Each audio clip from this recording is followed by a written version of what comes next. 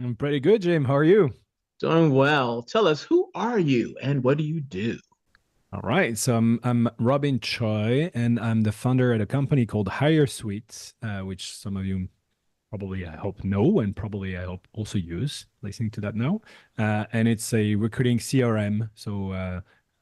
Really built for the outbounds when you're recruiting. So we sell both to corporate teams and to staffing agencies, and yeah. Very cool. Very cool. Now, speaking of cool, I think you're going to show me something really interesting to share with the audience. If you would please, sir, take the stage. Sure. Thanks a lot for having me. Obviously, Jim, I'm a big fan of SourceCon. The event's really great. So this the occasion for the shootouts. Um, One of the things that I always see at SourceCon that is always a lot about finding people. Like, how do you get people? How do you find them? How do you source people? But the challenge has really changed in the past 8 years, and we've really seen that with HireSuite and with the reply rates dropping year over year. From finding people 8 years ago when we started, it was much harder. We had to like look on LinkedIn, GitHub, Stack Overflow if you wanted to look for software engineers. Now it's Sure. much easier to find people. Most, I would say, people are on LinkedIn, not everyone, but it's much easier to find people for most roles, except in very advanced roles. Um, but it's gotten very hard to get people to reply. So like the challenge changed in the value chain. Now you can find people, and it's gotten harder to get them to reply. So what I'm gonna cover today is kind of an accelerated version of a masterclass that I gave on LinkedIn about a month ago about how to use LinkedIn as a recruiter to be more efficient in your work, to get more replies, to get more inbound as well, because it's not only about going after passive candidates, but also getting inbound and more interest.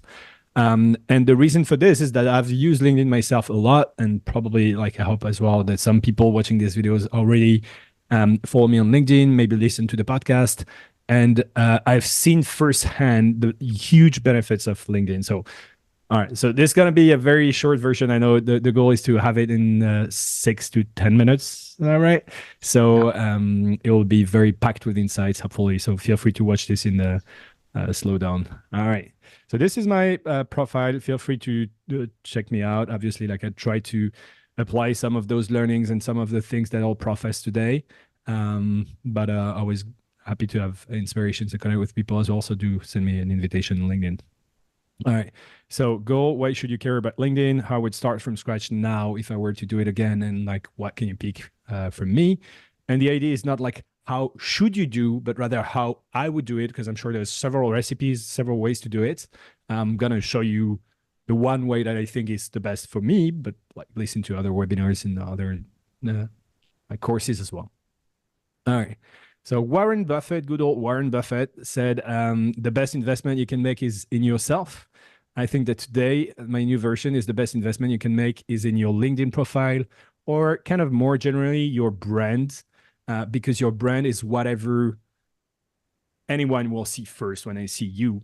And so what Warren Buffett said here is if you invest in yourself, one example that it gives is if you learn how to communicate and how to present, you're getting 50% more efficient at everything you do because you will convince people more, you'll get a better job, then blah, blah, blah, blah, blah, blah. So this is the best investment you can make because it really compounds. If at every interaction you're 50% more successful, it compounds over time. And LinkedIn is a bit like this.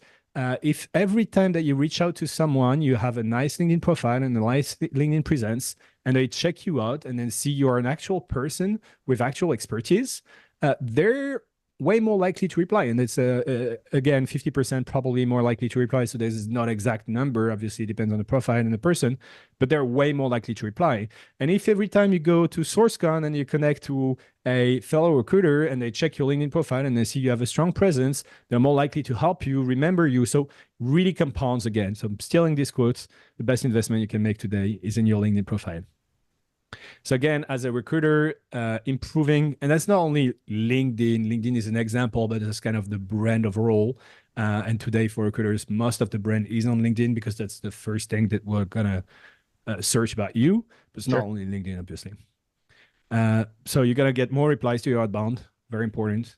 You're going to get more inbound when you post jobs on LinkedIn. You're going to stay top of mind for past candidates if you connect with every past candidates, everybody you talk to in your entire career, and then you post regularly. and then you create valuable content for them, you're going to stay top of mind. And next time you reach out to them, they'll be more likely to reply again, or maybe they'll think of you. You'll be more respected by your peers and colleagues if you show your brand. And it's not only about volume, it's really about the quality of the brand. So that's something I'm going to touch on today. It's not so much about having thousands or millions of followers. It's about having a few followers very specific to what you do that you expose to high quality interactions. It's going to improve your closing rates as well, because once you have a candidate in the process and they're kind of see your post, see your presence, they're more likely to go with you and to trust you more. They're going to build more trust. It's becoming even more important in the age of AI, as now the number of fake accounts on Twitter and LinkedIn explodes. It's gotten easier to create a fake profile picture, and also the volume, just like the mere noise of people doing automated posts, automated comments. So having a strong differentiated brand is even more important. Right, the best time to start was probably 4 years ago. The second best time is now. Probably something that Warren Buffett could say as well. Like the best time to invest in stocks was 20 years ago, because it really compounds. And second best time is now. So that's about the why you should care. And I will explain now how I would start from scratch. I know that we're kind of time bound, but let me know if you have any questions or if that raises any anything for you. I will. All right, cool. So I split that down in like 4 different levels of advancement. The first one is the level 0. If you're a recruiter today, or rather, if I were to start again and would be a recruiter, this is what I would do. I was like, this is the absolute minimal. Everybody should do this. You should define your goals and your inspirations on LinkedIn, what you want to look like. You should have a clean LinkedIn profile. You should have a free LinkedIn account. You should send 50 targeted invitations per week without notes. On the free account, you can send up to 50. It depends, just like a variable limit, but you can send 50 invites on a free account. You can send 5 with the notes. So send 50 invitations per week, no notes, to targeted people. Just make sure that you hit that number every week, because at the end of the year, there will be thousands of people that you'll send an invitation to connect, and hundreds of them that will accept and join your network. So that really, again, compounds. And then you can post 1, 2, a few times a year for kind of major personal updates. Maybe when you change jobs, maybe when you have a very important post. So like that would be the no-brainer, and I feel like everybody should do this. How do you clean your profile? It's about having a nice profile picture. And I know that was like a huge debate on a post that I wrote once on LinkedIn. I'm not a big fan of AI pictures, and I see more and more people having them. Having a true profile picture of yourself, you'll build more trust. So like, believe me or not, agree with me or not, but it's probably, some people at least will feel that way. And again, you want to show your actual self, and not kind of if you start using too much AI, then everybody looks the same. So like that's sort of like, do you think it speaks to authenticity of the person? Like, I know who I'm really speaking to, sort of like. Totally. Yeah. Their flaws and their defects, and like you can have a profile picture where you really don't feel at your best, but like most people will relate to you more than a perfect, super nice AI generated picture. Sure. It's almost like if you meet somebody and they're wearing so much makeup that they look totally different in person. Right. Exactly. On their profile picture, you sort of feel a certain way. But yeah. So I would do this nice profile picture. I would create some sort of banner. That's what goes on top of your profile. You can use Canva. They have pretty good templates that you can use. I would include a summary. This one advice is one thing that I found very clever from Clark Wilcox. In your summary, you include your last hires and you explain exactly what happened. So you kind of use this as a way to display your job and your portfolio. This is very specifically useful for staffing recruiters, like external recruiters. Corporate is a bit different, obviously, but think of the summary as the first thing that people will see. So organize this, put some valuable information in this, and that's valuable to your audience. So let me ask this real quickly. So on the summary, so let's say I worked for Google. I could put in my summary that in my last opportunity, I placed 50 software developers um, who are good in natural language programming or Exactly. artificial Yes. intelligence. The Okay. more details, the better. Specifically, Hmm. if you're always hiring engineers good in natural language programming, and if you're targeting always the same people, then they feel like, okay, this person is talking to me. I know this is an actual person. I can trust them. I feel the authenticity, and I also Hmm. know they are good for me. Um, so yeah, we'd include less hires, experiences, add a few bullet points, explain really what you do. People make the mistake of so there is one very good advice on like resumes is include data. Great. So it's better to say I improved the efficiency by 20% than I improved the efficiency or that I worked there. So that's one good advice. But the problem is people have used this so much, and I feel like also it's probably hidden in some prompts for resume generators in the AI generators that now everybody has like improved efficiency by 20%, like reduced time to hire by 3 days, or and so it feels very generic. Mm. So what I recommend is like explain what you did, use a number, and explain how you did it, like and very in a way that you would explain to a friend, and don't have more than 3, 4 bullet points. And again, you should talk to your audience. So that's also why this part, like define my goals and inspiration, is very important. Have a clear call to action. If you have a paid account, you can use a button that's visit my website, and this is where you can put a link to the Currys page or whatever else you want to use, and feature a few posts. If you had posts that were successful or that you were particularly proud of, feature them on top of your post. Should And the this featured post, the post that you feature, should they speak to your expertise? Um, absolutely. okay. That's actually the part, like it should be aligned with your strategy. Who are you talking to? What's your goal with LinkedIn?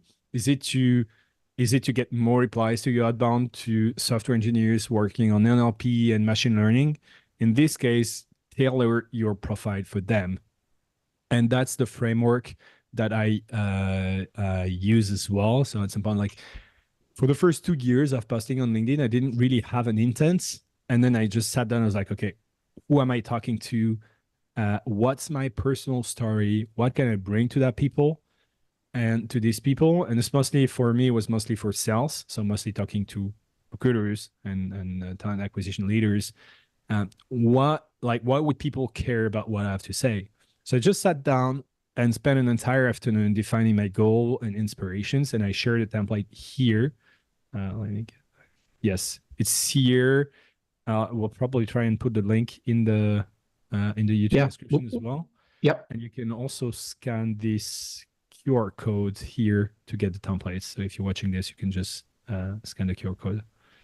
Nice. So the framework is what are my goals? What's my personal and differentiated story? How am I different from any other recruiter that will talk to you? That can be funny stuff. That can be like hard stuff, like hard things I've been going through in my life. But it has to be differentiated. What are kind of my operating principles on LinkedIn? How do I want to interact with people on LinkedIn? Am I casual? Am I professional?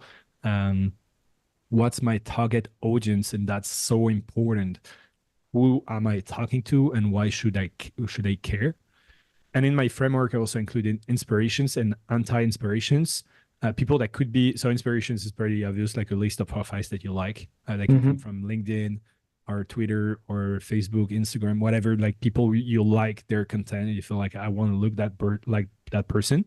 Like I really like Jim, and then explain why you like them because he has very valuable content, because he's involved and embedded in the community, because he's funny, because he talks about AI. Like, and this is kind of what I want to look like.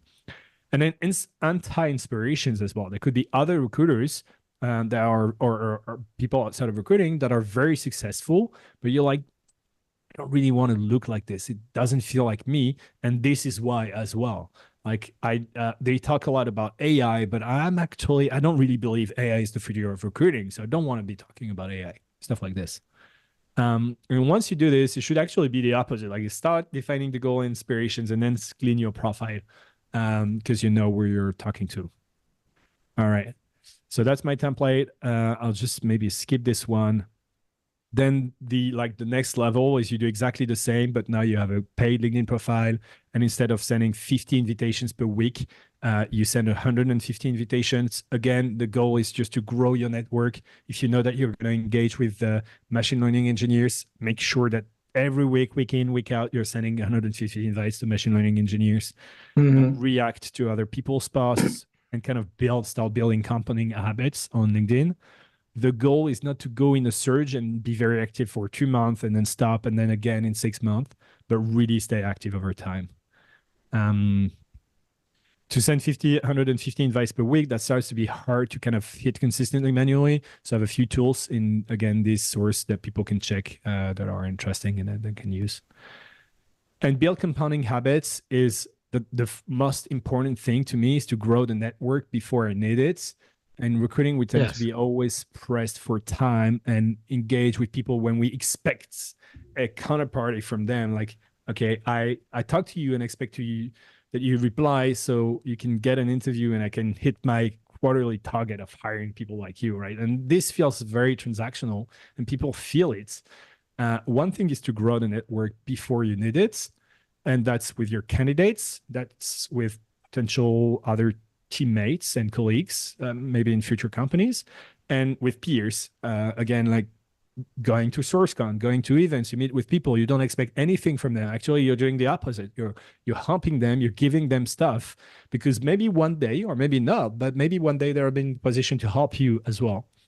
So that's very, very important to me. And that works also on LinkedIn. If you see a post that you like, engage with it. If you see this video, send out a message to Jim and say, okay, I just watched the source on YouTube, I really like your content. And then Jim will be super happy. And then maybe in 2 years, when you need Jim's help or when you see him at SourceCon, then he'll be able to help. Be consistent. Yeah, that's very helpful too when you're job hunting, because I think what happens to a lot of recruiters who do happen to be looking for work themselves, they sort of sleep on networking for themselves. So when they find that they are in a position to look for work, it's more difficult because now you have to get people's attention and try to convince them to talk to you. Whereas if you were networking and sharing information the whole time, they will recognize you and be more likely to respond to your messages. Totally. And it takes time to build trust, and it takes time that is impossible to compress. So you like, if you know someone for 3 years, you're way more likely to trust them than if you know them you've known them for 2 days.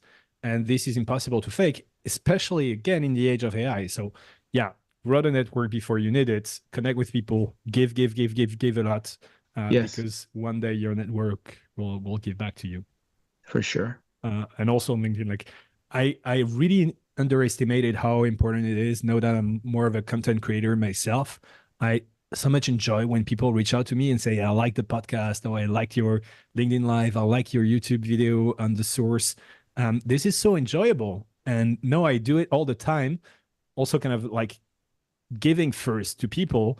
And some of these people now become like good friends or people on the network that can help. And this like initially was no need or no specific agenda. It's just like, okay, I like what you're doing. I'm giving you thanks. And then maybe later we'll work together, or maybe not. But so build a network before you need it. Be consistent, engage with others, enjoy the process, have fun. Gotta kind of find a way to enjoy the process yourself. If you're not a very extroverted person, maybe there's like, find a way for you to make this work. And oh wow, oops, that work has been updated. No worries. And go for the long-term track success. Yeah, this has been very informative and useful. And I'd like to have you come back for me to do a part 2, because I know we're sort of short on time today. But I really like the information you shared. I think it'll be very useful to job seekers who are recruiters, or just job seekers in general. Maybe one last thing, like the most success, like something that I showed last time. It would actually be this. Okay. It was like level 2 advanced. There's one thing that is actually very easy to do, is to get the top voice badge. Really? Top recruiting voice is super easy to do, and I would recommend everybody try and do this. You just need to go to linkedin.com/advice here, and then find a topic that you like. So here, for instance, that's in workplace safety, and start a contribution here. And you do that to three, five questions in your target category. Wait 3 days, and then you get your badge. So I know that people were kind of mind blown in the webinar that it was so easy to do, and I already have people reaching out to me saying, "Okay, I just did this and it worked." So yeah, that's just one last thing. Wow, that is a great tip. That's a great tip. That's something I had wondered a lot about too. I wonder because if someone's a top voice, they're going to get more attention and probably get more responses. And if someone has the time because they're open to opportunities, this is something that they definitely will want to do to get more attention for their profile, correct? Yeah, totally. Very cool. Robin, if somebody want to get more information from you and reach out to you personally for more information, I said it. I'll say it again. Thank you so much for your time. If somebody wanted to contact you for more information about the things you shared, how can they find you? LinkedIn. Yeah, just send me a message. Very cool. Thank you so much. Thank you for being on The Source. Sure. Thanks for having me, Jim. That was great.